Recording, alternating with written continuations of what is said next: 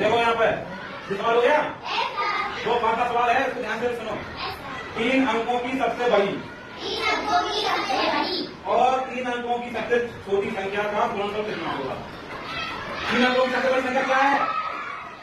बताओ 3 अंकों की सबसे बड़ी संख्या। बुलाया तो बताया था 3 अंकों की सबसे बड़ी और 3 अंकों की सबसे छोटी संख्या का गुणनफल। गुणनफल का मतलब होता है गुणा करना। क्या? तो 3 अंकों की सबसे बड़ी संख्या क्या है और 3 अंकों की सबसे छोटी संख्या 100। तो सवाल यहाँ पे रखेंगे मान लो 3 अंकों की सबसे बड़ी संख्या। 3 अंकों की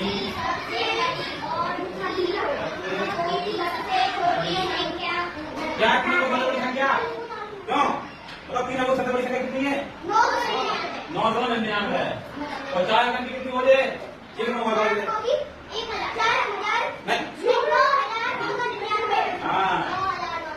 9,999। और 3 अंकों की सबसे छोटी संख्या 4 अंकों की सबसे छोटी संख्या बढ़िया।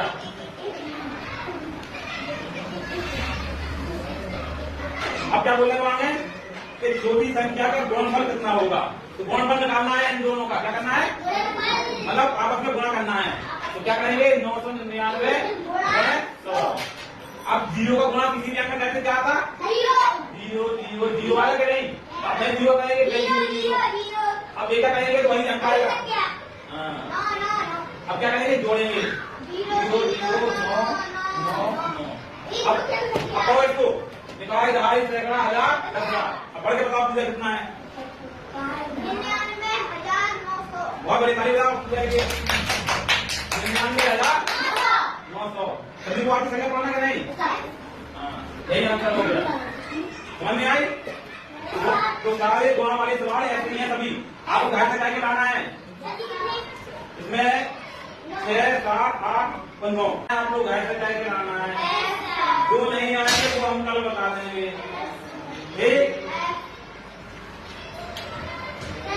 हाँ, 100 सवाल क्या है? देखो 14 सवाल सुनो, ध्यान से सुनो। एक घड़ी का मूल्य 560 रुपए है। कितना है? 560। ऐसी ही 108 घड़ियों का मूल्य कितना होगा? एक घड़ी का मूल्य कितना है? 50। एक घड़ी का मूल्य ध्यान देखो सभी लोग। ध्यान देखो, एक घड़ी का मूल्य कितना है? 560 रुपए। कितना है? तो सवाल में पूछ रहा है कि ऐसी 108 घड़ी कितने रुपए की आएंगी? कितनी? 108 घड़ी कितनी? यहाँ पे बताओ। जैसे कि आप बाजार में गए, आपने घड़ी को खरीदा है। सवाल में बताओ 560। आप बाजार गए, आपने कितने की घड़ी मिली? 500 रुपए की। कितने की? एक घड़ी। तो 2 घड़ी कितने की आएंगी? आपने क्या किया? इसको जोड़ दिया या फिर 2 का गुणा कर दिया। तो जब ज्यादा लोग कहे जो हम 10 घड़ी तब तक होगी। तो आप बार बार जोड़ने की क्रिया को ही क्या कहते हैं? गुणा। बार बार जोड़ने की क्रिया को क्या बोलते हैं? गुणा। गुणा करने से कम समय में आपका आंसर आ जाएगा। समझ में आई? जैसे कि आपने 500 रुपए की एक घड़ी खरीदी बाजार से, थी आपको 3 घड़ी आपने ली, तो कितने रुपए की आएगी? 3 घड़ी 1500 की। क्या किया आपने? 3 का गुणा किया या कहीं 500 में। इसी प्रकार से यहाँ पे देखो, एक घड़ी का मूल्य कितना है? 560 रुपए। तो ऐसी 108 घड़ी कितने रुपए की आएंगी? तो 560 गुणे कितनी घड़ी? 108। उसका गुणा कर देंगे तो मूल्य पता चल जाए कितने रुपए की आएंगी। तो आप लोग कर लोगे?